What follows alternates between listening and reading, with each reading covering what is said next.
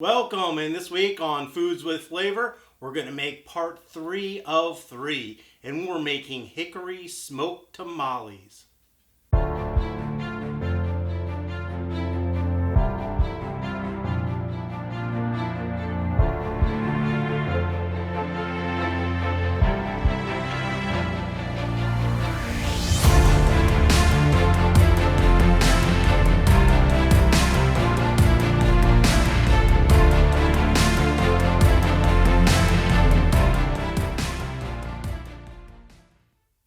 Welcome back. So let me tell you, this week's dish is absolutely delicious. And not only do we have one recipe, I turned it into two completely different ones. Well, not really completely different, but you'll see here in a second.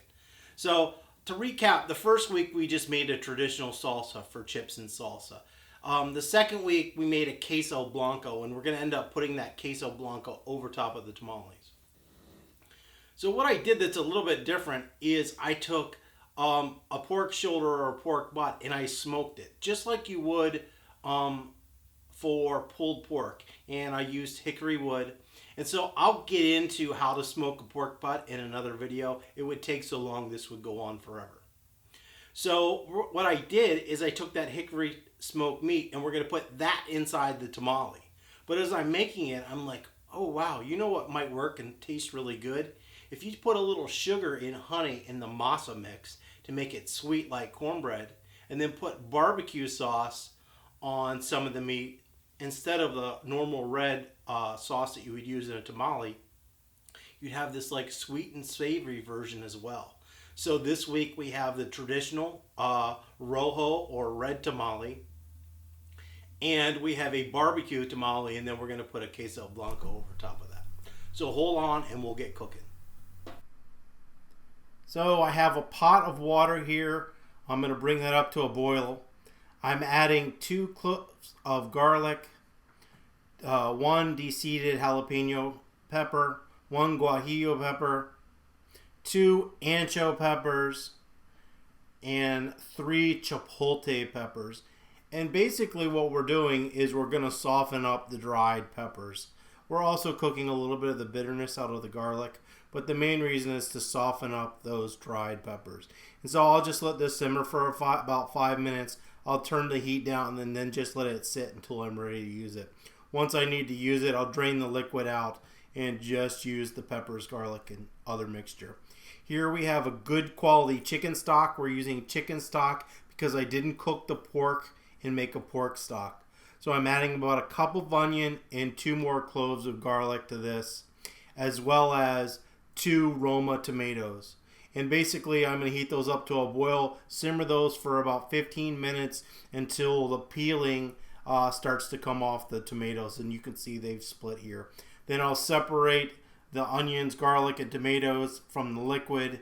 Keep the liquid separate because we'll be using that for the masa. So there was the drained peppers, and then I added the onions, the garlic, the tomatoes, and about a teaspoon of salt and about a teaspoon and a half of cumin. And this is the sauce that we're going to be putting on the meat for the tamales.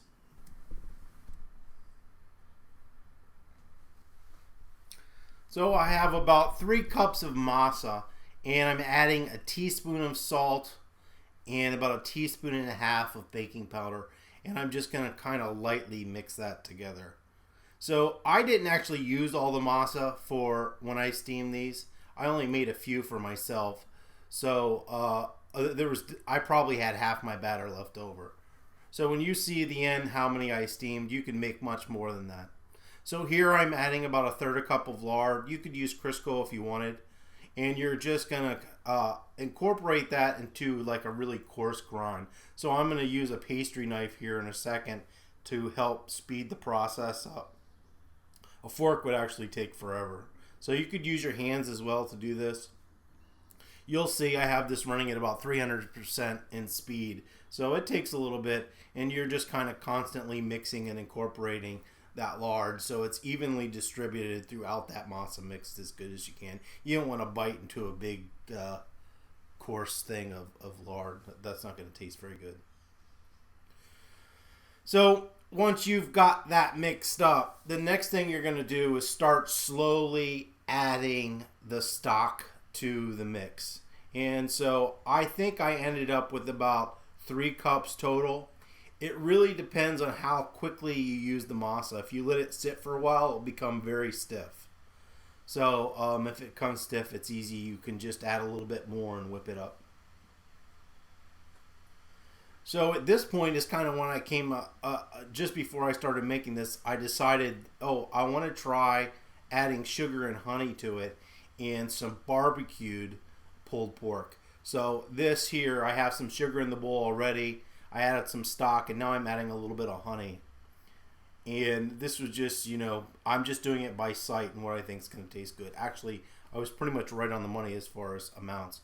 But so I'm mixing this up, and this is the one I'm going to do for that kind of sweet and tangy tamale that I made. And so I'm pretty close. You can see it's a little bit stiff. So I'm mixing just a little bit more stock, and then I would take my fingers and almost like whip air into it. And so it's going to become light, soft, and fluffy, and that's kind of where you want the masa to be. So here's that finished masa, the regular stuff. So you want to take your corn husks and soak them in water, hot water, for about 15 minutes until they become soft.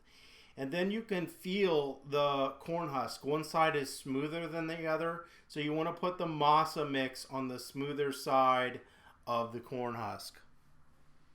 And so here I've just got a small bit, and you can spread it out with a utensil. I'm just going to use my hands. It doesn't need to be super accurate. You just want it about 1/4 of an inch down from the top, and then about halfway down, and then not quite all the way out to the sides. And you'll make them a couple times. And if you like more masa, you put more. If you like less, you put less. So once you've got that sort of spread out, you're going to take the meat, and so put that into the center, and then you're going to fold it basically in half, as you'll see. And then you're going to kind of roll it tight and then fold it in half.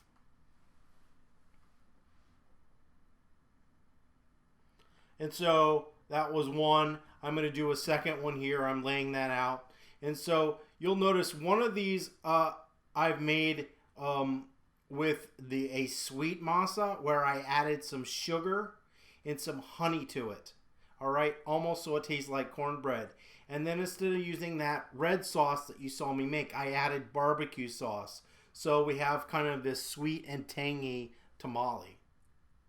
I wasn't sure if it would taste good. I assumed it would, but wasn't sure. So this is that barbecue tamale. So once again, I'm folding it in half and then rolling it tight and then folding it in half. It's all right to leave the one end open as long as you steam them vertically. So here's some of the tamales finished, kind of stacked up. And so here you can see I have some a colander in a pot with simmering water. I put corn husks on the bottom of the colander there, and then I'm covering that with a towel. And basically you're going to steam those for about 45 minutes until they're done. All right. So once they're done, you can pull them out, and they should just slide right off. Sometimes they stick a little teeny bit, especially if liquid or meat comes out.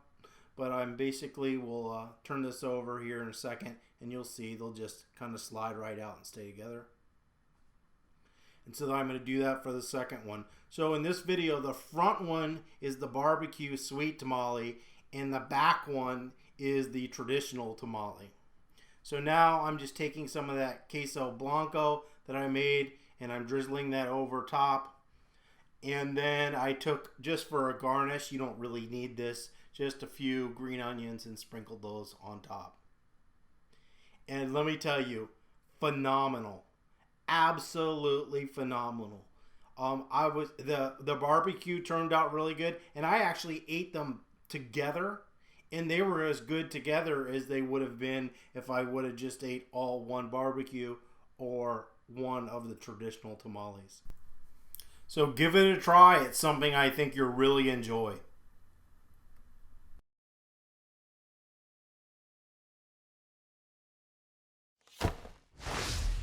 Don't forget to subscribe, follow me on social media, and click on the link below to see a recommended video.